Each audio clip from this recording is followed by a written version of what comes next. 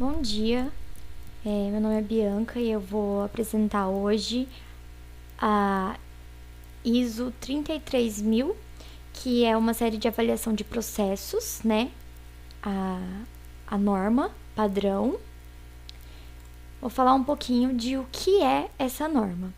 Essa norma, ela fornece uma estrutura para avaliação de processos de software para garantir a qualidade do processo durante a execução dele.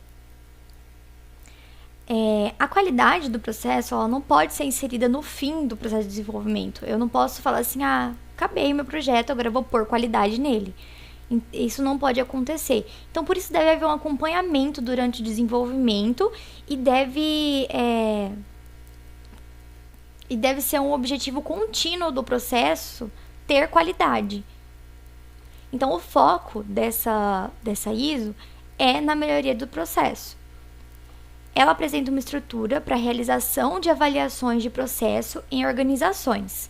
Ela substitui a ISO 15504, que é a ISO que eu vou mais falar aqui, porque tem mais conteúdo dela para ser falado, porém ela foi substituída pela 33000 e eu vou falar um pouquinho depois sobre as diferenças entre elas. Os objetivos da ISO 33000 é a melhoria contínua, a avaliação identifica oportunidades de melhoria feita por organizações que buscam melhorias internas, e também determinação da capacidade, que é uma avaliação que identifica riscos com o fornecedor feita por terceiros ao realizarem contratos de prestação de serviço ou fornecimento de produtos, por exemplo. Aí agora eu vou falar um pouquinho da 15504, que é basicamente a 33000. A 33000 tem algumas mudanças, né? Mas aqui eu mais tenho material para falar hoje é da 15504.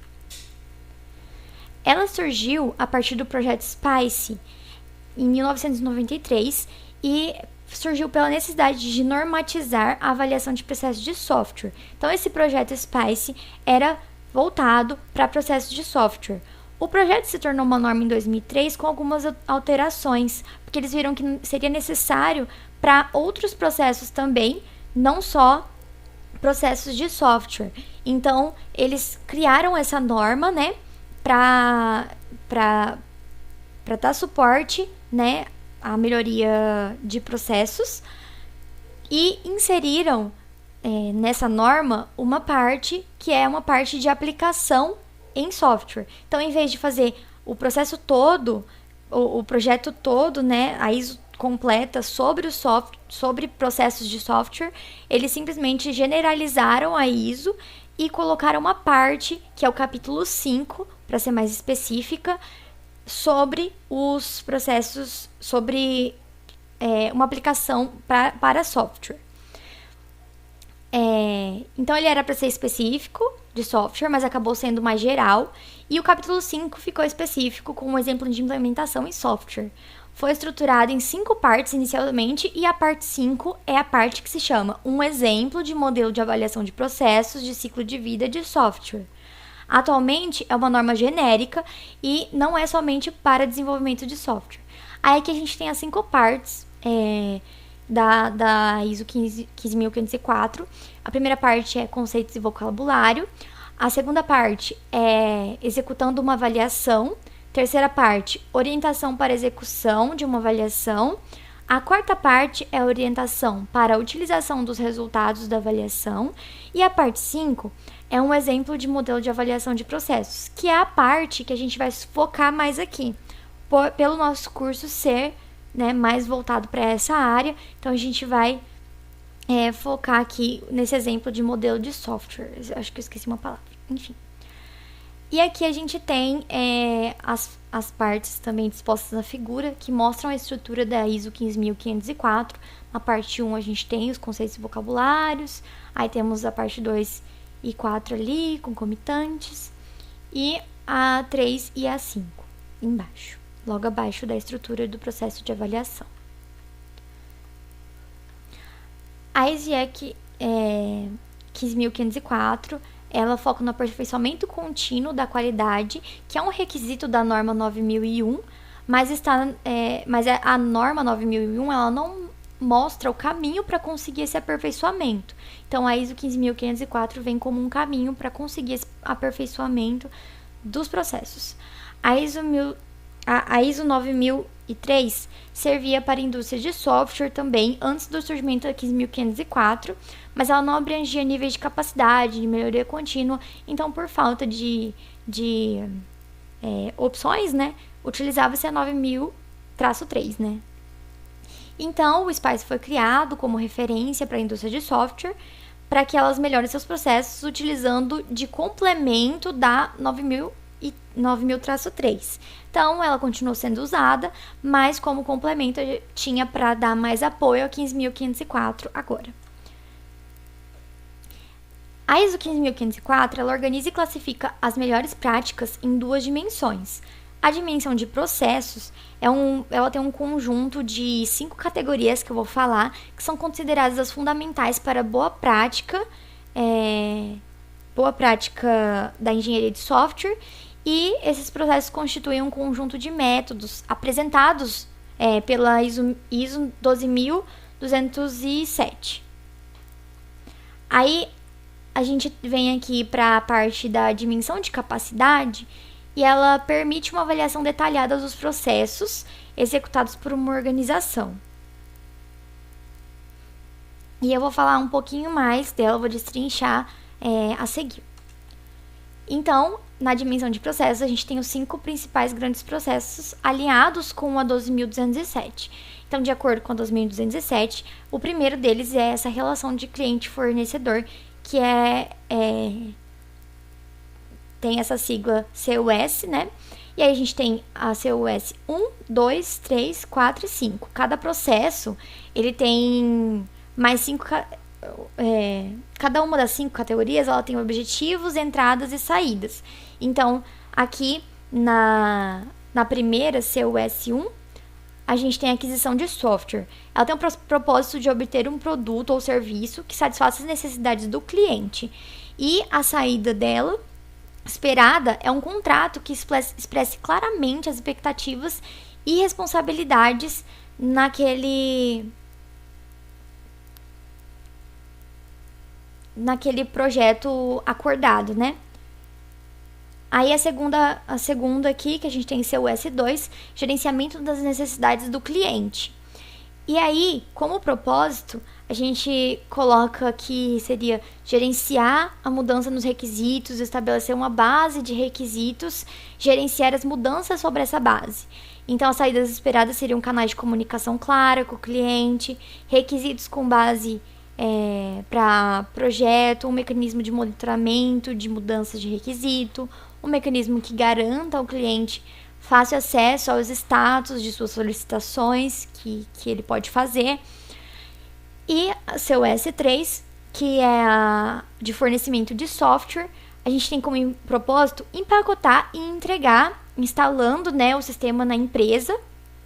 E as saídas esperadas seriam requisitos para empacotamento, entrega, instalação. Então, o empacotamento que facilite a instalação, a operação efetiva e eficiente.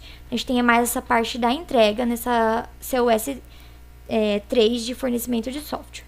Na CUS 4, a operação de software, a gente tem como propósito dar suporte à operação correta e eficiente de software. As saídas esperadas são a identificação e gerenciamento dos riscos operacionais para a introdução e operação do software, execução do software no seu ambiente operacional de acordo com os procedimentos documentados. Na CUS 5, que é a última aqui, da relação do cliente com o fornecedor, a gente tem o fornecimento de serviços ao usuário. O propósito é estabelecer e manter um nível aceitável de serviço ao usuário para dar suporte ao uso efetivo do software, para que ele realmente utilize o software. Então, as saídas esperadas seria a identificação das necessidades do suporte ao usuário de forma continuada, né? A verificação também continuada da satisfação do usuário com os serviços que estão sendo fornecidos e o produto, satisfação das necessidades do usuário em termos de entrega e serviço. Que fala dos processos de engenharia, e na ENG1 a gente tem como propósito estabelecer requisitos funcionais e não funcionais do sistema e uma arquitetura que identifique quais requisitos devem ser alocados e quais são os elementos do sistema que devem ser alocados. As saídas esperadas são o desenvolvimento dos requisitos do sistema, proposta de uma solução efetiva que identifica os principais elementos do sistema. Na NG2, a gente tem o desenvolvimento dos requisitos de software. E como propósito, temos que estabelecer os requisitos dos componentes de software do sistema, e saídas esperadas seriam definição dos requisitos do software e suas interfaces, desenvolvimento de requisitos de software analisados, corretos, testáveis. Já na ENG3, que é sobre o desenvolvimento do projeto de software, a gente tem que definir um design como propósito, né? A gente tem que definir um design para o software que acomode os requisitos e que possa ser testados. E como saídas esperadas, temos o desenvolvimento de um design de arquitetura que descreva os grandes componentes do software e que também acomode os requisitos. A definição das interfaces internas e externas de cada componente do software. Na NG4, temos que é a implementação do projeto de software. A gente tem como propósito produzir unidades de software executáveis e verificar se elas refletem o projeto de software. Uma de suas saídas esperadas é a definição de critérios de verificação para todas as unidades de software contra os requisitos. Então, na ENG5, que é a parte de integração e teste do software, a gente tem como propósito integrar as unidades de software e produzir software que satisfaça os requisitos. Uma das saídas esperadas é a estratégia de integração das unidades de software, que consiste em um plano de liberação. Então, a gente tem que ter uma estratégia ali para integrar as unidades que foram construídas.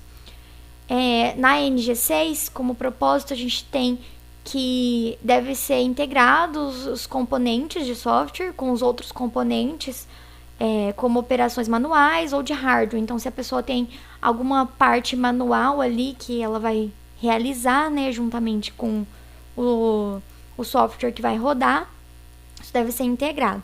Como saídas esperadas, temos o desenvolvimento de um plano de integração para construir as unidades agregadas do sistema de acordo com a estratégia de liberação. Com a estratégia de liberação, seria a estratégia que vai liberar o software que foi construído, né, ali. Na NG7, é manutenção do sistema e do software. Então, a gente tem como propósito gerenciar as modificações, a migração e também a retirada desses componentes, né, quando eles vão se aposentar dos sistemas em relação aos requisitos do usuário. Também, como saídas esperadas, temos a definição do impacto do sistema existente nas operações, interfaces e organizações. Aqui agora a gente vai falar um pouquinho do SUP, que são processos de suporte. Os SUP, né? O SUP1, a gente tem o desenvolvimento de documentação. Como saídas esperadas, a gente tem como propósito, né? Tem que falar primeiro o propósito. Como propósito, a gente tem que deve ser desenvolver e manter documentos que registrem a informação produzida.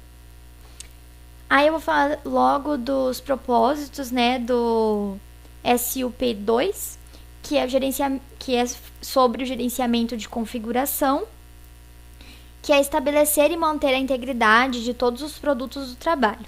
O SUP3, a gente tem como propósito garantir que os produtos do trabalho estejam de acordo com os padrões e procedimentos de requisitos aplicáveis.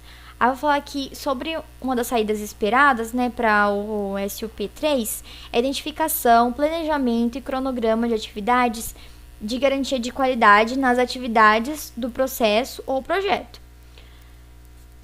No SUP4, que é sobre verificar o produto do trabalho, como propósito, a gente tem que garantir que cada produto do trabalho reflita os requisitos de sua construção, então que eles estejam ali de acordo.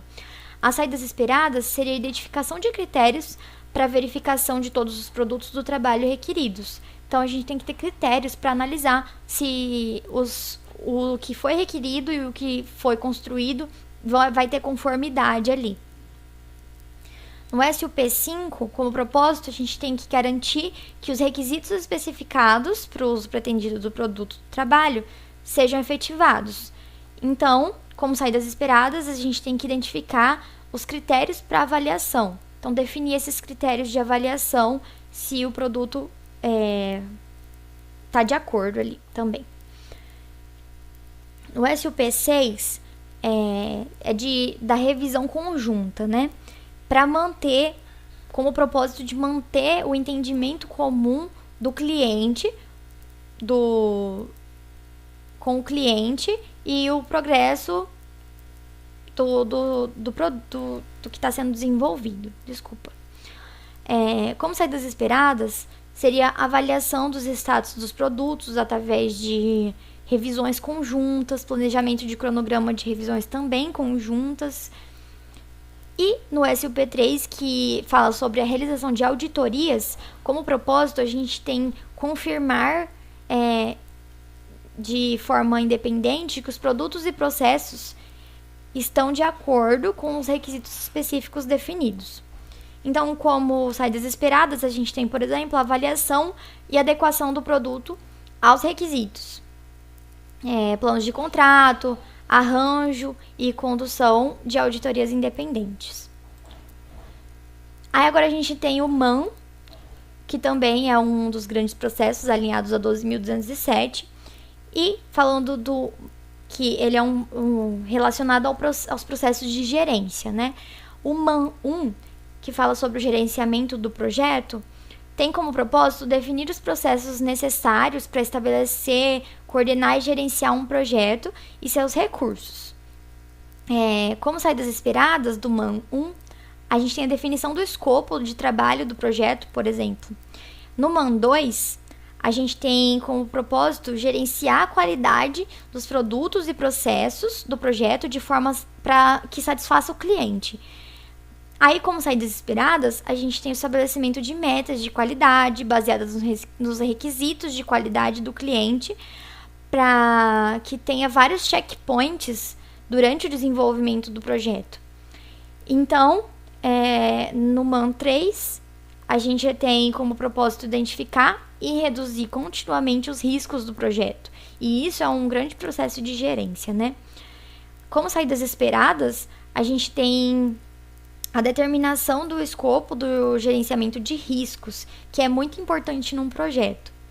No MAN 4, a gente tem o propósito, né, desse tipo de processo, seria selecionar subcontratos qualificados e gerenciar a performance desses subcontratados. Eu falei subcontratos, subcontratados. E é o gerenciamento de subcontratos, né, que está escrito aqui. Como saídas esperadas, a gente tem o estabelecimento de uma especificação do trabalho que deve ser realizado por subcontratação, a qualificação também desses subcontratados, enfim. O último, porém não menos importante, org, que são processos de organização. E para o org 1, a gente tem como propósito fornecer indivíduos de organização e dos seus projetos uma visão e uma cultura que os ajudem a funcionar efetivamente. Como saídas esperadas, temos a definição de uma visão, missão e objetivos no negócio que seja divulgada a todos os empregados e que se torna um desafio a cada indivíduo para garantir que seu trabalho seja realizado de forma que contribua com a visão do negócio. Então, é muito importante isso, definir missão, visão e valores para que todos possam participar daquilo e olhar aquilo como um objetivo mesmo. Aí, o org 2, como propósito de estabelecer um conjunto de processos para o ciclo de vida do software, incluindo uma estratégia para sua adaptação. E, como saída esperada, A gente tem a definição de metas, identificação de atividades, papéis e responsabilidades, enfim. No org 3 é a questão da melhoria de processos. O propósito é aperfeiçoar continuamente a eficácia e a eficiência dos processos da organização. Então, as saídas esperadas são a identificação de oportunidades de melhoria, definição das atividades de melhoria, entendimento do processo. E no org 4, a gente tem o fornecimento de recursos humanos capacitados. Então, o propósito desse fornecimento, desse processo seria fornecer à organização indivíduos capacitados para exercer seus papéis como indivíduos e também de forma em grupo, né? Como saídas esperadas, a gente tem a identificação de necessidade de treinamento, desenvolvimento ou aquisição de treinamento, então sempre realizando treinamento humanizado, né? Também questão de o fornecimento de recursos humanos são realmente fornecimento de pessoas capacitadas e capacitação de pessoas. Aí aqui só para mostrar que na ISO 15504 a gente tem exatamente esta imagem, que ela é baseada na ISO 12207 e fala dos processos. Aí os 5 principais eu falei, né, que seria esses aqui. Tem muito mais dentro deles, mas eu falei os principais, né, que seria grupos de processo de aquisição, que tá aqui, grupo de processo de fornecedor, grupo de processo de engenharia, que é esse grupão aqui, que é o que eu falei também, né? Grupo de processo de operação, que é esse, e esses 4 aqui que eu disse são um grupo de processos uma categoria de processos de ciclo de vida primário. Aí depois a gente tem a categoria de processos de ciclo de vida de apoio, que tem o grupo de processo de configuração aqui, né? E também o grupo de qualidade. Depois tem a categoria de processos de ciclo de vida organizacional. A gente tem o grupo de processos de gestão, que é esse primeiro, que é o que eu falei também, que é o MAN. O grupo de processos de melhoria de processos. Grupo de processos de melhoria de processos. E é esse PIM. O grupo de processos de recursos e infraestrutura, que é esse outro aqui, não foi falado, mas ele tá lá. E o grupo de processos de reutilização. Aí aqui, por exemplo, a gente tem o Eng, que eu vou dar um exemplo, né, de um processo aqui. E esse Eng 1 teria um processo como, por exemplo, levantamento de requisitos, que é um que a gente utiliza bastante. Aqui, ela tá lá no documento da ISO 15504 e aqui ele fala do propósito do processo. A gente sabe que do levantamento de requisitos, o objetivo desse processo é a licitação de requisitos e reunir e processar e acompanhar também a evolução de necessidades e requisitos do cliente ao longo da vida do produto ou do serviço, né? De modo que estabeleça uma linha de base de requisitos que sirva de base para definir o trabalho necessário, enfim, aí é que ele fala todo o propósito. E aí que ele fala das saídas também, né, desse processo. Fala que como resultado do sucesso dessa implementação, da implementação desse processo, a gente tem algumas saídas, que seria, por exemplo, a comunicação contínua com o cliente, que é estabelecida, os requisitos do cliente são acordados e definidos, baseados na linha de base. Enfim, aqui ele vai falar várias saídas, que é o que se espera que tenha um processo um processo, por exemplo, ENGIE-1, né, dessa classificação aqui. Frente um pouquinho. Aí aqui a gente tem as práticas, né? Lá das práticas básicas.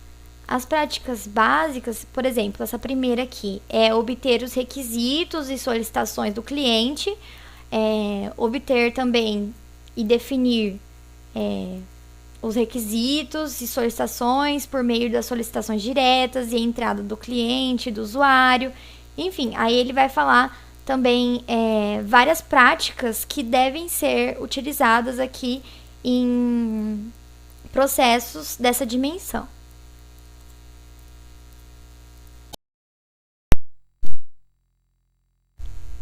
E então ele vai mostrar as entradas e as saídas, né, desse processo.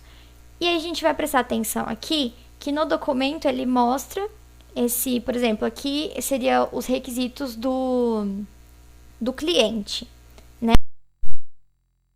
Aqui ele vai falar, o documento mostra o que se espera dessa saída, que são os requisitos do cliente, né? E o que ele diz, por exemplo, aqui, atributos de especificação do cliente, propósito, objetivos definidos, e incluir os problemas, as questões, né? E também requisitos de revisão do contrato. Enfim, aí ele vai falar que tudo que se espera, né? E é normatizado isso, para que então você possa avaliar o que está sendo feito no processo. Da dimensão de capacidade, porque aqui, até agora eu estava falando da dimensão de processos, né? E eu disse os 5 grandes grupos de processos, que tem base na 12.207. Então, agora vamos falar sobre a dimensão de capacidade. Um momentinho. Na dimensão de capacidade, a gente tem essa classificação aqui de 0 a 5, e essa aplicação dessa dimensão consiste em análise do processo e avaliação do processo também, podendo melhorar internamente, trazer oportunidades de melhoria ou identificar forças, fraquezas e riscos. Então, aqui, por exemplo, classifica-se como 0 um processo que está incompleto, né? Ou seja, ou ele falha ou ele é inexistente, praticamente não tem classificação. A classificação de capacidade nível 1 é o processo que é executado, ou seja, ele funciona não necessariamente de forma planejada e a execução está começando a atingir os seus objetivos nesse momento. Na classificação nível 2, a gente tem o processo gerenciado, ou seja, ele funciona, mas já de forma planejada. Os seus objetivos já sendo alcançados, já sendo identificados, execução planejada. Então, agora na terceira, no nível 3, a gente tem um processo que já está estabelecido, que ele funciona de forma sistemática. Um processo que é padronizado, é definido pela organização, e os elementos são postos em prática. E no nível 4 já é um processo que é previsível, ou seja, ele funciona bem, sob controle. Então, você pode saber qual vai ser o jeito, o comportamento dele, né? Os erros que não vai dar, né? Que já é um processo previsível, ou seja, estabelece objetivos quantitativos para medição e estabelece limites de variação para o controle. E o processo 5 já é o processo otimizado, ou seja, ele já está numa melhora contínua, né? E ele otimiza os objetivos na melhoria, são definidos para que possa haver inovação, e também o desempenho dos processos é medido para otimização.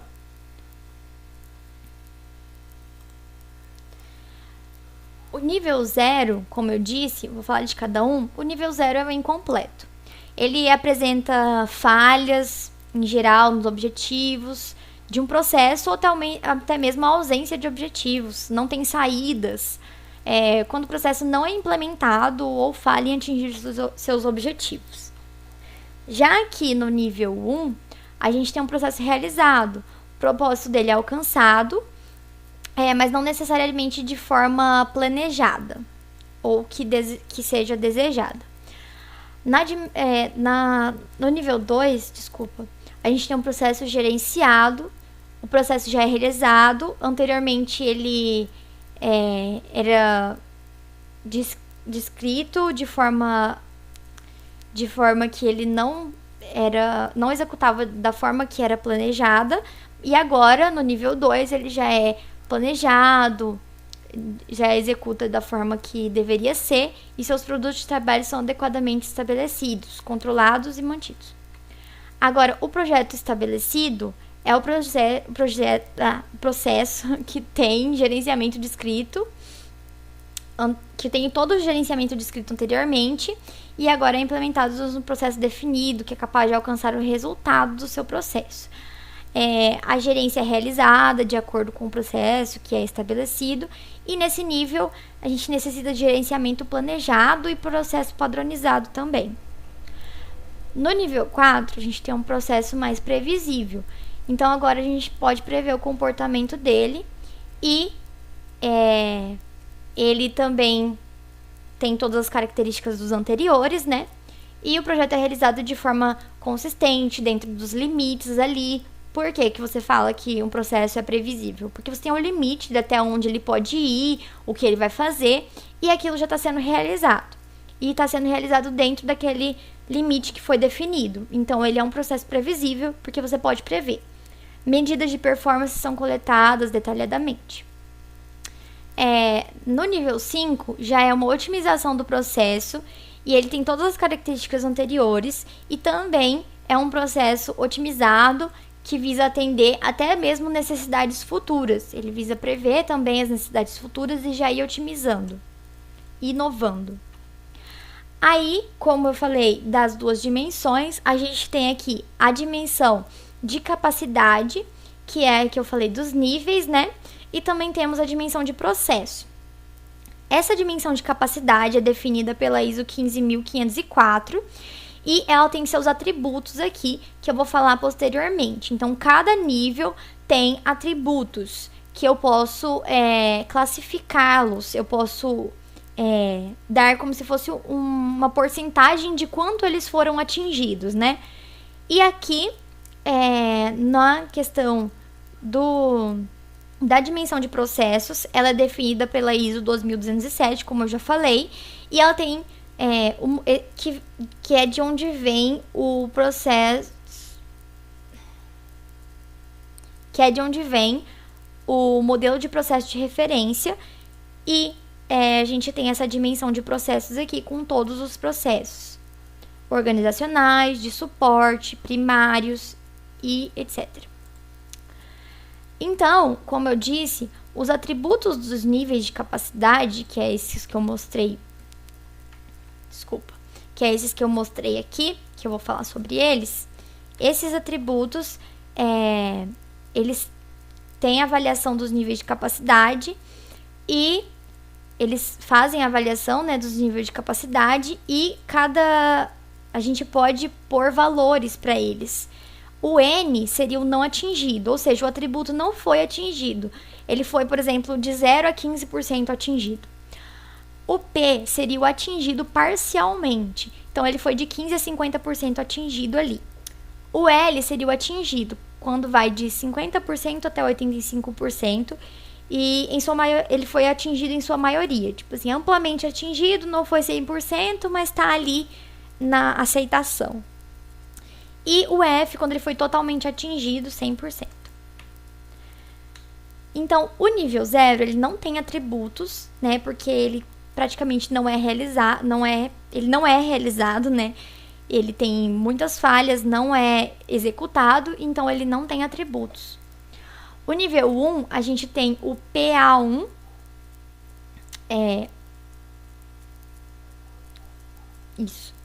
que é o atributo de realização do processo, ou seja, a execução do processo segue as práticas definidas, as entradas e saídas são bem definidas, então isso a gente coloca lá um valor de acordo com o que foi colocado anteriormente. No nível 2, a gente tem o planejamento, ele é planejado ou rastreado, né? Então a gente tem 2 atributos, que são o PA2, 1 e o PA2, 2. Que é o atributo, o primeiro é o atributo de gerenciamento de performance, que são prazos e recursos, então você vai dar uma avaliação para isso, né? E também a questão do atributo de gerenciamento do produto e do trabalho, atendimento dos requisitos funcionais e não funcionais dentro do padrão de qualidade. Então, assim, esses atributos vão sendo valorados. No nível 3, a gente tem o processo estabelecido e os atributos que a gente tem é o atributo de definição de processo, que é a execução do processo, se usa a definição de processo baseada em um padrão ou modelo de processo. O outro atributo que a gente tem aqui é o atributo de recursos de processo, execução de processos para... A execução de processos, ela usa recursos humanos capacitados e infraestrutura de processo que contribuem para atingir o objetivo das organizações. No nível 4, a gente tem o atributo de medição de processo, que garante a implementação do processo, que a implementação contribua para o alcance das metas, e o atributo de controle de processos, que a execução de projetos é controlada através da coleta de análise das medidas para controlar e corrigir o que seja necessário ali para melhorar a performance do processo. Aí aqui, no nível 5, a gente tem o processo já em otimização. Então, o processo estabelecido agora opera de forma preditiva, né? Dentro dos limites definidos para atingir os resultados e necessidades de gerenciamento quantitativo são identificadas. Os dados de medição são coletados e analisados para identificar as causas atribuíveis de variação. Ações corretivas são tomadas para tratar as causas que são atribuídas às variações. O atributo de processo de inovação é uma avaliação de grau que as mudanças de processo são identificadas a partir de investigações de abordagens inovadoras para definição e implantação de processos. Como resultado da obtenção desses atributos de processo, a gente tem os objetivos de inovação de processo, que são definidos para apoiar os objetivos de negócio relevantes. Dados apropriados são analisados para identificar oportunidades de inovação derivadas de novas tecnologias e conceitos de processos são identificadas. Uma estratégia de implementação é estabelecida para atingir os objetivos de inovação do processo. Então, tudo aqui seria, esse primeiro atributo seria o de inovação do processo. Já é a questão de avaliação do grau das mudanças de processo que são identificadas. O segundo atributo já é de otimização de processo. A gente já vai avaliar a extensão em que as mudanças na definição e gestão de desempenho do processo alcançam seus objetivos de inovação de processos que são relevantes. Ou seja, a gente vai medir aqui o impacto de todas as mudanças propostas em relação aos objetivos de processo definidos e ao processo padrão, a implementação de todas as mudanças acordadas, que é gerenciada para garantir que qualquer interrupção no desempenho do processo seja entendida e posta em prática, e também a eficácia da mudança do processo, com base no desempenho real.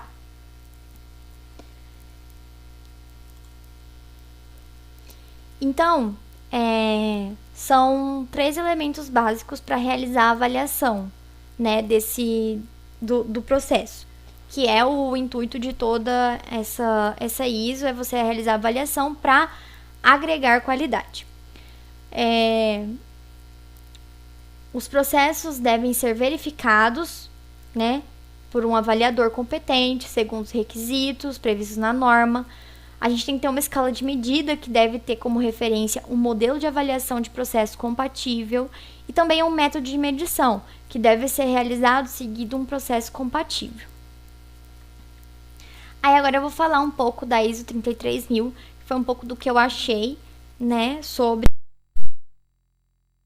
Falando um pouco agora sobre as diferenças entre a 33.000 e a 15.504, a gente pode destacar o desenvolvimento dos seguintes conceitos, que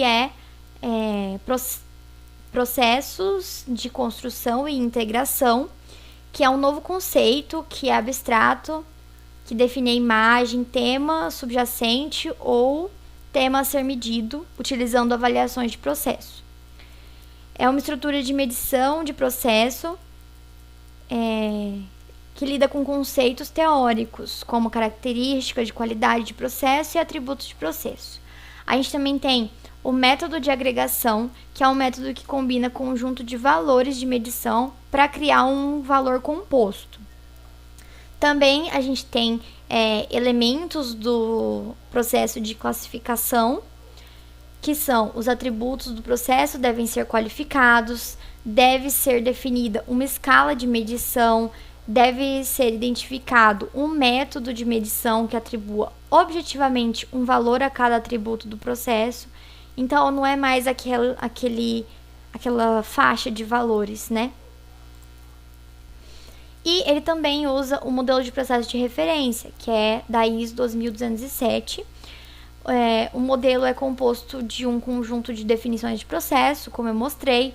Para pertencer a esse modelo, o processo deve fazer parte de um ciclo de vida, como tinha mostrado lá naquela imagem, com todos os ciclos de vida, né? Se a gente voltar aqui um pouco. Então, para pertencer aqui, ele precisa fazer parte de um ciclo de vida, né? Como diz em todos os grandes grupos aqui.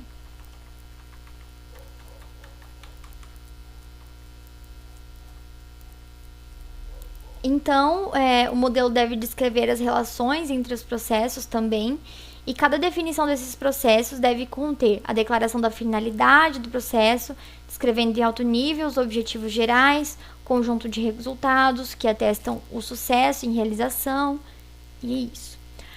E como conclusão, a gente tem que a parte 5 da família de normas 33.000, que é a 33.061, ainda pode ser alterada e não está em sua fase completa. Ela ainda está em revisão.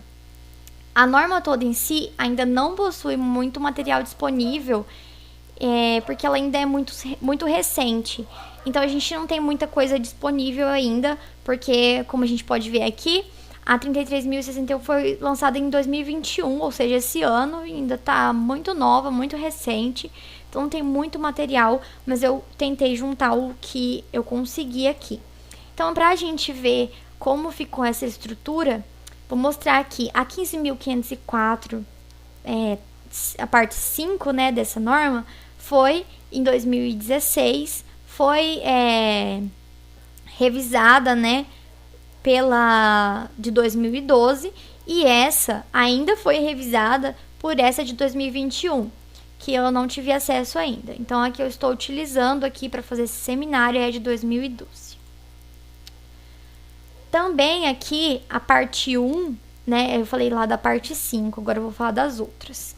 A parte 1, ela era composta antes da 15.504/9 e da 1, né, e essa daqui é que foi utilizada, que está sendo utilizada, e essa 33.001 é de 2015 e substituiu essa parte 1. Aí, a gente entra aqui na de 2015, né, que é essa 33.001, e ela é composta pela 15.504, parte 7, de 2008, e pela 15.504, parte 1, de 2004. Então, ela revisa as duas. Agora também a parte 2, que foi corrigida, né, em 2003 aqui, em 2004, mas ela foi utilizada, né? E ela é revisada pela 33.002, pela 33.003, a 4 e a 33.020. Ela também era composta da 15.504.2 de 1998 e da 15.504.3 de 1998. E aqui temos o mesmo, né, para a parte 4. E aí que quando a gente entra nessa parte... Isso, a gente tem a parte 4 aqui, que foi revisada pela 33.030 de 2017. E quando a gente entra aqui, também tem ela sendo revisada, a parte 3, né? Desculpa, eu falei errado. A parte 3 foi revisada pela 33.030 de 2017, a parte 4 pela 33.015 de 2019, e quando a gente entra aqui na 33.015 de 2019, ela entrou no lugar da 15.504, parte 4 de 2004 e da 15.504, 9 de 2011. Essas são as minhas referências e é isso que eu tinha para falar.